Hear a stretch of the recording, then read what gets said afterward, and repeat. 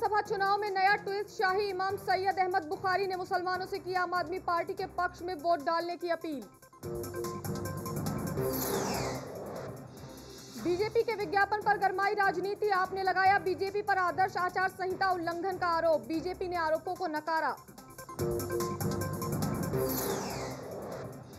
नीतीश कटारा हत्याकांड में सजा का ऐलान। दोषी विकास और विशाल को दी गई 25-25 साल की कैद की सजा।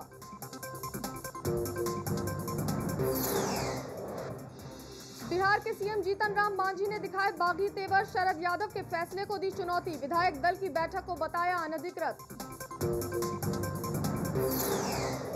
और दिल्ली विधानसभा मतदान के लिए दिल्ली पुलिस ने कसी कमर। 55,000 पुलिस वाले होंगे तैनात। बूथों पर सुरक्षा रहेगी चाक चौबंद। नमस्कार, स्वागत है आपका खबरें अभी तक में। मैं हूं आपके साथ आयशा हनफी। आम आदमी पार्टी ने नरेंद्र मोदी सरकार की उपलब्धियों का बखान करते हुए शुक्रवार को विभिन्न समाचार पत्रों में पहले पन्ने पर छपे विज्ञापन को लेकर बीजेपी की कड़ी आलोचना की। आपने कहा कि इस तरह का विज्ञापन आदर्श आचार संहिता का उल्लंघन है। इसके साथ ही आपने इस विज्ञापन अभियान में फंडिंग के स्रोत को लेकर भी सवाल उठाए हैं। आप नेता आशुतोष ने यहां संवाददाताओं से कहा कि बीजेपी ने पहले पन्ने पर विज्ञापन दिया है। मेरी राय में ये स्पष्ट तौर पर निर्वाचन आयोग के निर्देशों और आदर्श आचार संहिता का उल्लंघन है। आशुतोष ने ट्विटर पर यह मुद्दा उठाते हुए सवाल किया कि ऐसे विज्ञापनों के लिए बीजेपी के पास पैसा कहां से आया।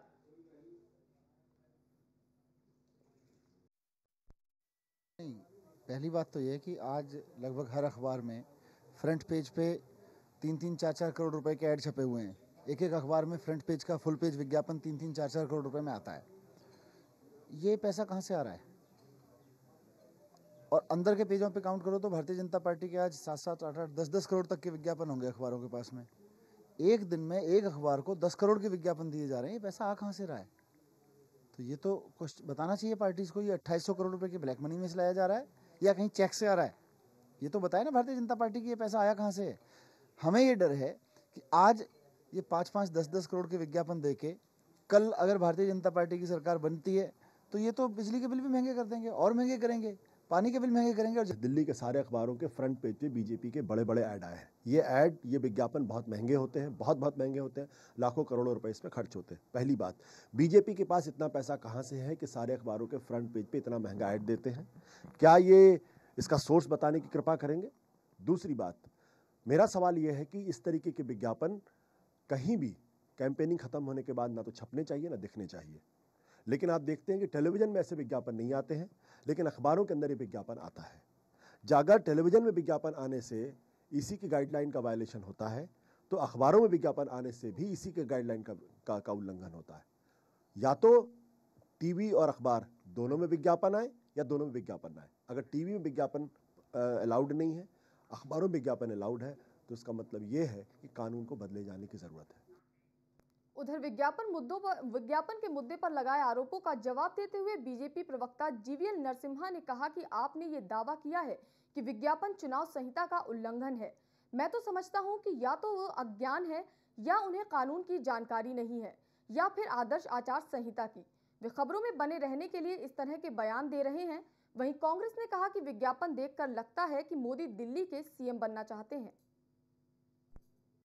आम आदमी पार्टी की ये बौखलाहट ही है तो इस प्रकार से आम आदमी पार्टी जानते हुए कि मोरल कोड ऑफ कंडक्ट का कोई वायलेशन नहीं हो रहा है और अखबारों में ऐड आ सकता है, अनजान बनने की कोशिश कर रही है। ये उनका तरीका है, मीडिया में बने रहने की कोशिश। और किस प्रकार से पब्लिसिटी, क्योंकि AAP अर्थात ऑल अबाउट पब्लिसिटी, वो सिर्फ पब्लिसिटी की ही गिमिक करती रहती है और इसी कारण से मोदी जी का नाम लेकर, भारतीय जनता पार्टी का नाम लेकर वो पब्लिसिटी अचीव करने की कोशिश कर रही है।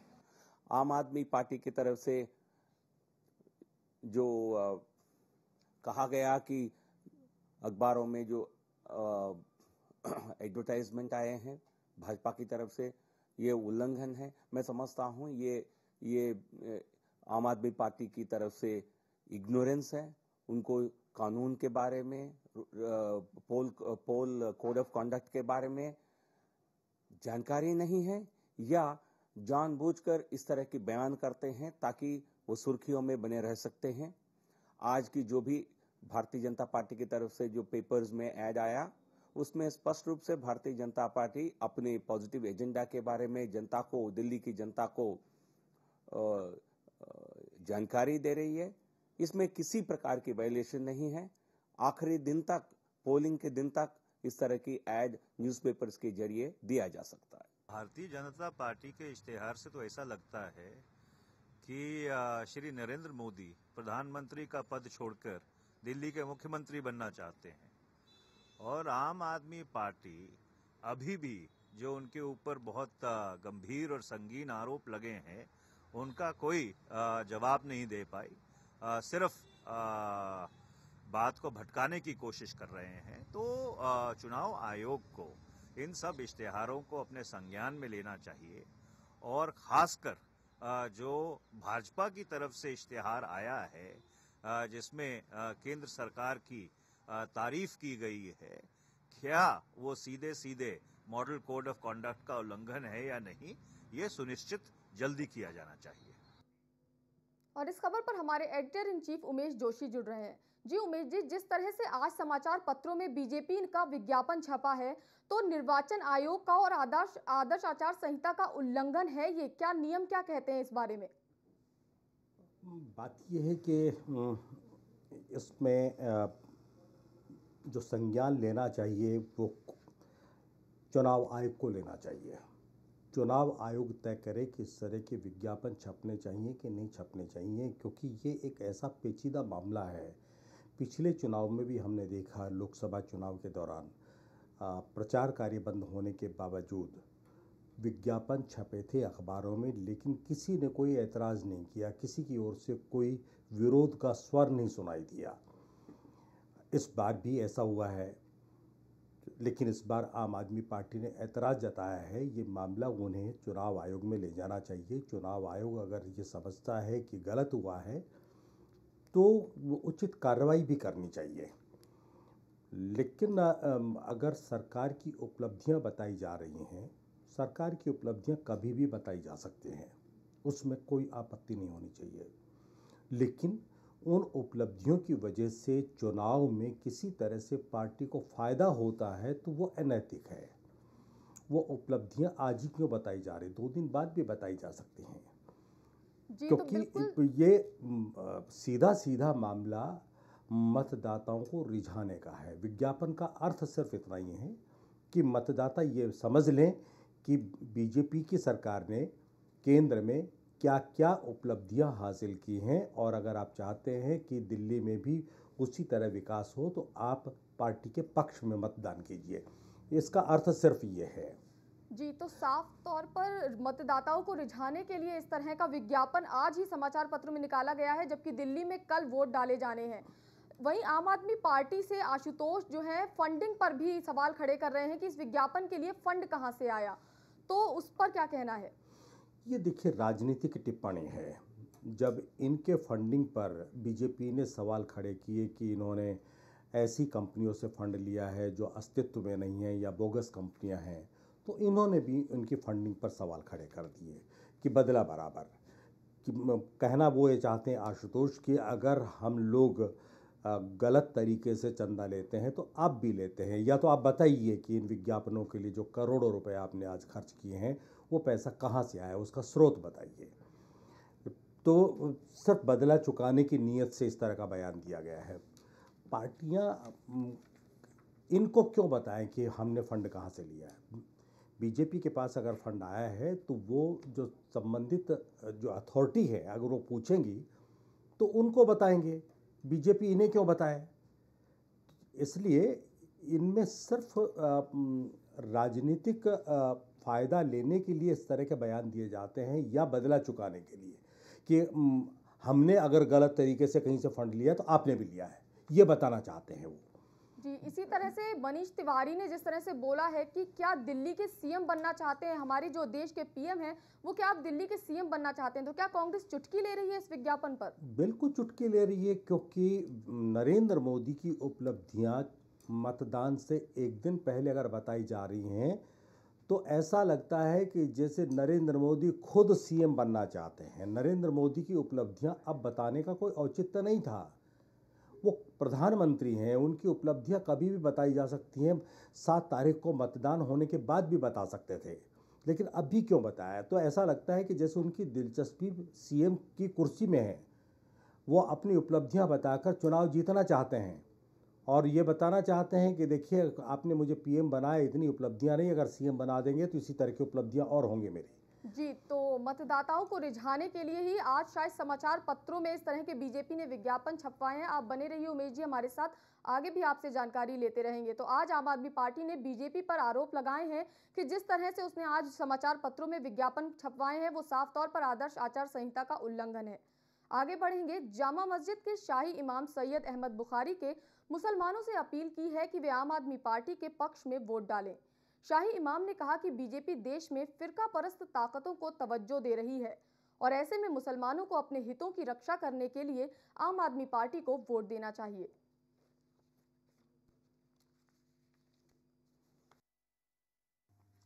अगर हमें मुल्क के मुस्तकबिल को महफूज करना है और हर शोबे में तासुब और इम्तियाजी सलूक का शिकार मुसलमानों को मजीद फ़िरका परस्ती के जहर से बचाना है तो बाहमी एतमाद और इश्तराक के अमल की फ़िज़ा दिल्ली ही नहीं बल्कि मुल्क भर में कायम करना होगी। फ़िरका परस्त ताकतें फ़िरक़ों और मज़हब की बुनियाद पर सफ़बंदी करने की पूरी कोशिश कर रही हैं और बीजेपी इन तमाम अनासिर की खुल्लम खुल्ला सरपरस्ती कर रही है।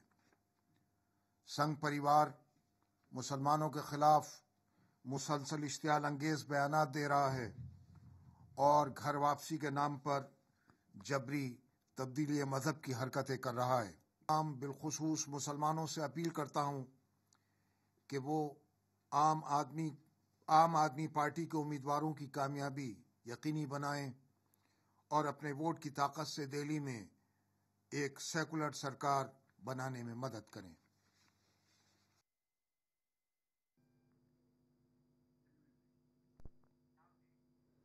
और हमारे editor in chief Umesh ji लगातार जुड़े हुए हैं हमारे साथ। उमेश जी, आपसे जानना चाहेंगे, जिस तरह से मुसलमानों से अपील की है सैयद अहमद बुखारी ने कि आम आदमी पार्टी को वोट दें, कैसे देखते हैं, क्या फर्क पड़ेगा इससे? ऐसा है कि इमाम बुखारी सिर्फ अपनी राजनीति चमकाना चाहते हैं, राजनीति में अपना कद बढ़ाना चाहते हैं, वरना मुसलमान पहले से तय कर चुके हैं और पिछले चुनाव में 2013 के चुनाव में भी ये देखने को मिला था। अब कुछ ज़्यादा देखने को मिल रहा है कि मुसलमानों के पास अब एक अच्छी पार्टी का विकल्प है। पहले मुसलमान परंपरागत रूप से कांग्रेस पार्टी के साथ थे। कांग्रेस पार्टी के साथ इसलिए थे कि कोई दूसरा विकल्प नहीं था मुसलमानों के सामने। बीजेपी के साथ वो जा नहीं सकते क्योंकि फ़िरका परस्त पार्टी मानते हैं इसको, और मुसलमान मजबूरी में, चाहे कांग्रेस अच्छी है बुरी है, उसका कैंडिडेट कैसा भी है, उनके साथ उन्हें जुड़ना पड़ता था। लेकिन अब आम आदमी पार्टी के रूप में मुसलमानों को एक अच्छा विकल्प नज़र आ रहा है। अगर इमाम बुखारी अपील नहीं करते तब भी उनके वोट आम आदमी के पार्टी के साथ ही जाने थे। अगर वो अपील कर रहे हैं तो सिर्फ ये दिखाने के लिए कि देखिए मुसलमानों ने मेरे कहने से आम आदमी पार्टी को वोट दिया है, और वो एक स्वयंभू नेता मुसलमानों के बनना चाहते हैं। यानी वो खुद राजनीतिक बढ़त बनाने की कोशिश कर रहे हैं, ये सब कहकर। उनका काम है धार्मिक डिस्कोर्स देना, राजनीति से उनका कोई लेना देना नहीं है, लेकिन फिर भी वो राजनीतिक तौर पर अपने आप को सक्रिय रखते हैं। जैसे पिछले दिनों उन्होंने नरेंद्र मोदी को निमंत्रण नहीं भेजा था जब उनके बेटे को डिप्टी बुखारी बनाया गया था तब। तो वो पूरी तरह से एक विरोध दर्ज करना चाहते हैं, नरेंद्र मोदी का भी और पूरी पार्टी का भी।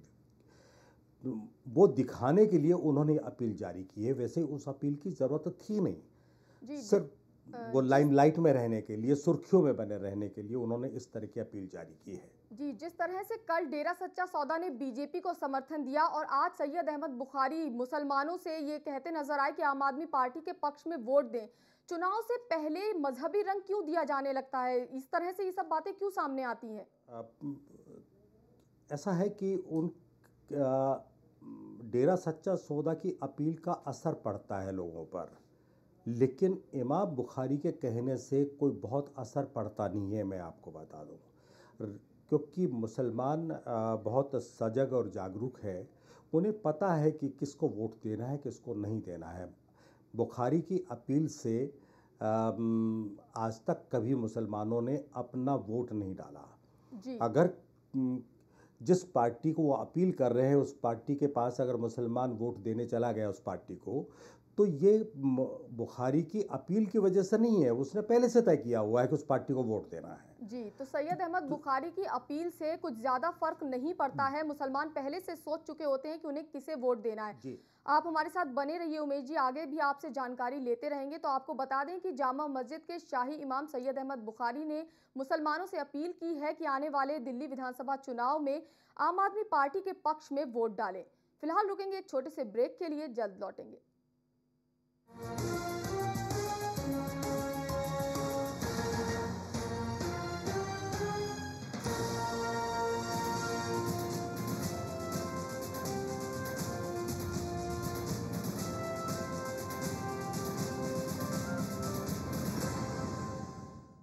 ज्यादातर किसानों ने सरताज जिप्सम को अपनाया। सरताज जिप्सम बहुत बढ़िया है जी। पिछली साल जो फसल हमारे नहीं हुई थी उसका फूल पैदा हुई है जी। पानी भी कुछ अड़का है जी हमारा जी, पानी बढ़िया नहीं है। जिप्सम मिट्टी ने बहुत बढ़िया काम किया जी, हर एक किसान इसका जरूर उपयोग करे। सरताज जिप्सम नेचुरल इंपोर्टेड सल्फर व कैल्शियम से युक्त। उम्मीदें कल से आज की,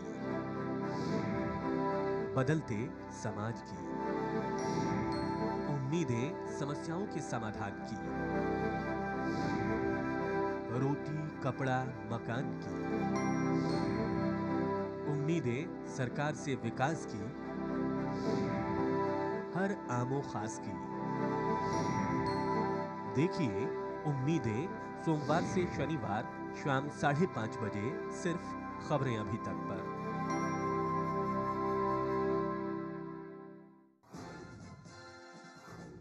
दौड़ती गेंद, भागता बल्ला, कुश्ती कबड्डी की धमा चौकड़ी या फुटबॉल का हो हल्ला,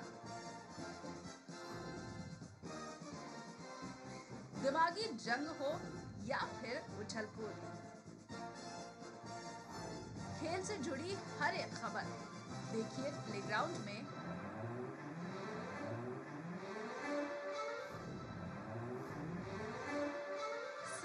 खबरें अभी तक पर।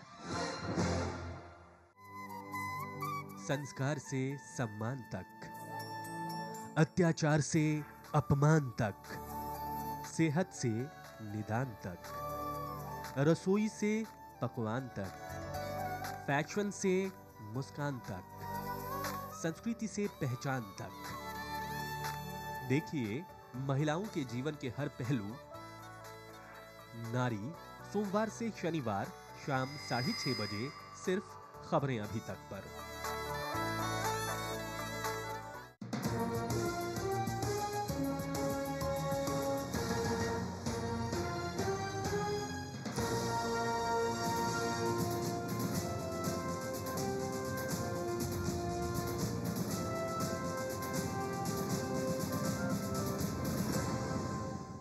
ब्रेक के बाद एक बार फिर स्वागत है आपका। आगे बढ़ेंगे। जेडीयू नेतृत्व के साथ शक्ति प्रदर्शन के क्रम में बिहार के मुख्यमंत्री जीतन राम मांझी ने विधायक दल की कल होने वाली बैठक को अनधिकृत करार दिया है और इसकी जगह सदन के नेता के रूप में अपनी शक्ति के तहत 20 फरवरी को विधायक दल की बैठक बुलाई है। मुख्यमंत्री कार्यालय की ओर से जारी एक बयान में कहा गया कि मांझी ने 20 फरवरी को शाम 7 बजे अपने आधिकारिक आवास पर जेडीयू विधायक दल की बैठक बुलाई है। मुख्यमंत्री ने कल देर रात एक बयान में कहा था कि विधायक दल की बैठक बुलाने की शक्ति विधायक दल के नेता के पास होती है। 7 फरवरी को बैठक बुलाने का नोटिस वैध नहीं है। इस बीच बीजेपी ने कहा कि वो स्थिति पर इंतजार करो और देखो का रुख अपना रही है। वरिष्ठ बीजेपी नेता सुशील कुमार मोदी ने कहा कि हम स्थिति पर नजर रखे हैं और उचित वक्त पर निर्णय करेंगे। बीजेपी के लिए सभी विकल्प अभी खुले हैं। उधर विधानसभा में जेडीयू के मुख्य सचेतक कुमार ने कहा कि जेडीयू का संविधान विधायक दल की बैठक बुलाने के लिए पार्टी अध्यक्ष को विशेष अधिकार देता है। मंत्री महाचंद्र प्रसाद सिंह और मंत्री सम्राट चौधरी बीती रात मांझी के आवास पहुंचे और उनके प्रति समर्थन व्यक्त किया। जेडीयू के बागी विधायकों ज्ञानेंद्र सिंह ज्ञानू और रविंद्र राय ने भी बीती रात मुख्यमंत्री से मुलाकात की और बड़ी संख्या में विधायकों के समर्थन की बात कही। जेडीयू नेता केसी त्यागी ने कहा कि राजद और कांग्रेस जेडीयू सरकार का समर्थन कर रहे हैं, जिससे स्थिति 243 सदस्यीय बिहार विधानसभा में 122 के जादुई आंकड़े से काफी आगे है। जेडीयू के सदस्यों की संख्या 115 है, लेकिन कुछ बागी सदन में परीक्षण के दौरान पार्टी के खिलाफ हो सकते हैं। बिल्कुल उचित निर्णय लोग लेंगे और समझेंगे अब क्या होगा उस बैठक में नहीं होगा, लेकिन पार्टी का जदयू पार्टी का जो निर्णय होगा उस पार्टी के निर्णय के साथ हमारा राष्ट्रीय जनता दल है। कौन क्या बोलता नहीं बोलता, क्या बयान देता, उससे हमको मतलब नहीं है। जदयू के कदम को, फैसले को राष्ट्रीय जनता दल जो भी बैठक में वो लोग निर्णय लेंगे और हमारी जहाँ जरूरत होगी तो हम वहाँ पर खड़ा हैं। उधर मांझी के तल्ख तेवर और जनता दल परिवार में बिखराव पर बीजेपी और कांग्रेस ने तंज कसा है। उन्होंने कहा कि जनता दल यूनाइटेड नहीं है बल्कि डिवाइडेड है। आपसी झगड़े ने जनता दल परिवार को खत्म कर दिया है। नहीं, जिस प्रकार से नीतीश कुमार जी और जीतन राम मांझी जी बिहार में लड़ रहे हैं, ये बड़ा स्पष्ट है कि देश के लिए क्या लड़ेंगे। ये पहले खुद अपनी लड़ाई निपटा लें। ये जनता परिवार बनने चले थे, जनता तो पहले से ही नहीं थी, अब परिवार भी समाप्ति की ओर है। स्वाभाविक रूप से ये मिटने की निशानी है। पूरी तरह बिहार की जो जंग है जदयू के अंदर की, वो कारपेट के अंदर से बाहर आ गई। शुरू से ये जनता दल यूनाइटेड नहीं है, जनता दल डिवाइडेड है। कई खेमों में बटा हुआ है जनता दल यूनाइटेड। और नीतीश कुमार जी ने ये कहा था लोकसभा के चुनाव के बाद कि बिहार की जनता ने उन पर अविश्वास जताया है, इसलिए वो सत्ता छोड़ रहे हैं। तो अभी बिहार में जनता ने उन पर विश्वास कहाँ जता दिया है? सत्ता की लालच उनमें साफ दिखती है। पहले तो वो कहते थे कि महादलित समाज को वो सम्मान देना चाहते हैं और महादलित मुख्यमंत्री बनाया, और आज जिस तरह से एक महादलित परिवार में पैदा हुए जीतन राम मांझी का अपमान कर रहा है जनता दल यूनाइटेड, ऐसी मिसाल आज तक दिखती नहीं। और हमारे editor in chief Umesh Joshi लगातार बने हुए हैं हमारे साथ। उमेश जी, आपसे जानना चाहेंगे कि जिस तरह से जीतन राम मांझी ने शरद यादव ने जो शनिवार को बैठक बुलाई है उसे अनधिकृत करार दे दिया है और कहा है कि विधायक दल के नेता होने के नाते ये अधिकार सिर्फ उनके पास है, तो क्या बागी तेवर माने जाएं इसे जीतन राम मांझी के? ऐसा है कि बागी तेवर आज नहीं है, लंबे समय से जीतन राम मांझी का जो रुख है, रवैया है, जो भाषा है, तेवर हैं, उससे साफ लग रहा है कि जीतन राम मांझी कुर्सी नहीं छोड़ना चाहते। वो बगावत पर उतर आए हैं और पार्टी इस पूरे मुद्दे पर दो फाड़ हो सकती है। एक मांझी का गुट है और एक नीतीश कुमार का गुट है। 25 विधायक मांझी के साथ है और ज़रूरत पड़ने पर वो उसके पक्ष में वोट भी कर सकते हैं। 25 विधायकों का जिस व्यक्ति के साथ समर्थन हो, वो व्यक्ति आसानी से कुर्सी क्यों छोड़ेगा। इसके अलावा दूसरी पार्टियों ने भी, खासतौर से बीजेपी ने भी उनको समर्थन देने की बात कही है। तो उनको समझ में आ गया है कि अगर उन्होंने कुर्सी छोड़ दी तो दोबारा कभी मुख्यमंत्री की कुर्सी उन्हें नहीं मिल सकती। वो हो सकता है 20 तारीख को विधानसभा को भंग भी कर दें, जो विधायकों की बैठक बुलाई है। और जब देखेंगे कि पासा उल्टा पड़ रहा है, मैं खुद नहीं रहूँगा मुख्यमंत्री तो मैं नीतीश को भी नहीं बनने दूंगा और चुनाव तक वो कार्यवाहक मुख्यमंत्री बने रह सकते हैं। 6 महीने बाद चुनाव होने हैं, भंग करने के बाद विदिन 6 मंथ्स, यानी फरवरी में अगर वो विधानसभा भंग करते हैं तो ये समझो कि 8 महीने, अगस्त तक वो चुनाव, 8वें महीने तक अगस्त में चुनाव करवाए जाएंगे। और वैसे भी सितंबर अक्टूबर में चुनाव होने हैं, तो 1-2 महीने पहले अगर चुनाव हो जाएंगे तो कौन सा फ़र्क पड़ता है। जीतन राम मांझी के पास ये पूरा विकल्प है कि वो विधानसभा भंग करके और 6 महीने और अपने लिए कुर्सी बचा सकें। अब कायदे से चुनाव 1 या 2 महीने पहले हो पाएंगे बस, अगर भंग करते हैं तो, और कार्यवाहक मुख्यमंत्री वो बने रहेंगे। इस बीच वो उनको कोई छेड़ नहीं सकता, उनकी कुर्सी कोई छीन नहीं सकता, वो लगातार बने रहेंगे। और जब चुनाव में जाएंगे तो शहीद की मुद्रा में वो चुनाव में उतरेंगे, दूसरे लोगों से और ख़ासतौर से महादलित वर्ग के जो लोग हैं उनसे वो सिंपैथी लेंगे। जी, तो आने वाली 20 तारीख को जब जीतन राम मांझी ने बैठक बुलाई है उसमें वो विधानसभा भंग करने का भी निर्णय ले सकते हैं। बहुत बहुत शुक्रिया उमेश जी हमारे साथ जुड़ने के लिए और इस तमाम जानकारी के लिए। तो आपको बता दें कि जीतन राम मांझी ने बागी तेवर दिखाते हुए एक बार फिर शरद यादव के फैसले को चुनौती दी है। आगे बढ़ेंगे। दिल्ली हाईकोर्ट ने बहुचर्चित नीतीश कटारा हत्याकांड में सजा का ऐलान कर दिया है। इस हत्याकांड के मुख्य आरोपी विकास यादव सहित 3 लोगों को सजा सुनाई गई है। कोर्ट ने विकास यादव और उसके चचेरे भाई विशाल को 25-25 साल की सजा सुनाई है। तो वहीं इस मामले में तीसरे आरोपी सुखदेव पहलवान को कोर्ट ने 20 साल की सजा सुनाई है। कोर्ट ने विकास और विशाल पर 50-50 लाख रुपए का जुर्माना लगाया है। विकास उसके चचेरे भाई विशाल और सुखदेव पहलवान कटारा के अपहरण और हत्या के मामले में आजीवन कारावास की सजा काट रहा था। कटारा की 16 और 17 फरवरी 2002 की दरमियानी रात को हत्या कर दी गई थी क्योंकि विकास को पीड़ित का अपनी बहन भारती के साथ प्रेम संबंध गवारा नहीं था। भारती सपा के पूर्व सांसद डीपी यादव की बेटी है। न्यायमूर्ति गीता मित्तल और न्यायमूर्ति JR मिड्ढा की पीठ ने 13 साल पुराने मामले में सजा को चुनौती देने वाली याचिकाओं पर अपना फैसला सुनाया। अदालत ने पिछले साल 8 दिसंबर को दोषियों की सजा पर सुनवाई पूरी कर ली थी। अदालत तीनों दोषियों को अप्रैल 2014 से सुनाई गई सजा पर दलीलें सुन रही थी। दोषियों ने सजा में नरमी बरतने के साथ ही मौत की सजा से छूट की मांग की थी। उन्होंने कहा था कि वो सुधर सकते हैं और उनका कृत्य इतना बर्बर या जघन्य नहीं था कि वो मौत की सजा के हकदार हों।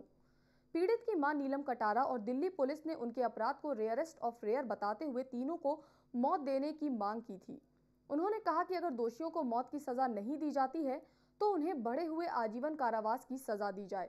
उच्च न्यायालय ने 2 अप्रैल 2014 को निचली अदालत के उस फैसले को बरकरार रखा था जिसमें इस अपराध को झूठी शान की खातिर हत्या बताया गया। फिलहाल मेरे साथ इस बुलेटिन में इतना ही। आप देखते रहिए खबरें अभी तक। नमस्कार।